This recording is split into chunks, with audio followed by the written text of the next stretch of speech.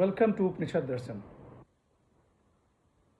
Upanishad Pramanam Brahma. Brahm can be known only through Upanishad. आज की चर्चा का विषय है केनो उपनिषद, दूसरा खंड, दूसरा मंत्र, मंत्रोच्चारण। नाहं मन्ये सुवेदित नो नावेदित वेद च यो नस्त्वेद तद्वेद नो नावेदित वेद च। शिष्य कहता है कि मैं न तो यह मानता हूँ कि ब्रह्म को अच्छी तरह जान गया और न यही समझता हूँ कि उसे नहीं जानता, इसलिए मैं उसे जानता हूँ और नहीं भी जानता हूँ। हम शिष्यों में जो इस प्रकार जानता है वही जानता है। The disciple says, I do not think I know Brahman well enough. Not that I do not know, I know and I do not know. He amongst us who knows it only as such. Not that I do not know, I know and I do not know.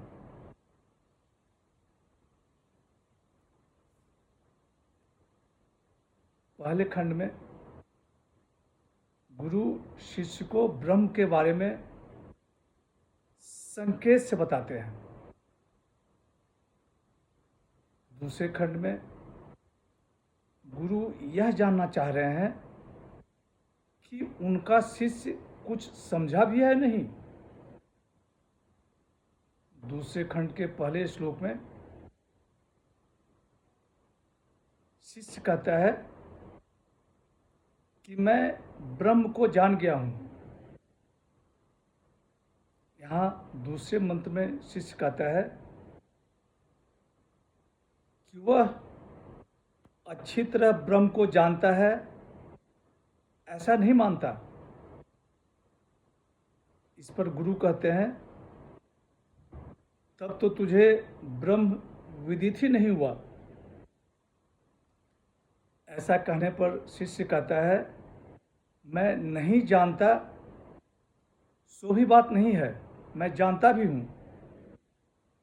हम में से जो भी ब्रह्म को ऐसा जानता है वही वस्तुतः जानता है। गुरु के विचलित किए जाने पर भी शिष्य के विचलित न होने के तीन कारण हैं: श्रुति, युक्ति और अनुभव। श्रुति के आधार पर गुरु ने पहले मंत्र में कहा कि वह विदित से भिन्न है और अविदित से परे है। ब्रह्म इंद्रियों का विषय नहीं है, उन्हें जाने हुए पदार्थ से भिन्न कहा गया तथा युक्ति और अनुभव से जिसकी मीमांसा की जा चुकी है। The disciple derived strength from teacher's knowledge, where he says, Brahm is different from the known and is also above unknown, and also from the strength derived from reasoning and personal realization. शिष्य का विचलित न होना उसके ब्रह्म विद्या में दृढ़ निश्चितता को दर्शाता है। शिष्य गर्जना कर कहता है कि हम शिष्यों में जो मेरे कहे हुए वचन को जानता है वही ब्रह्म को जानता है।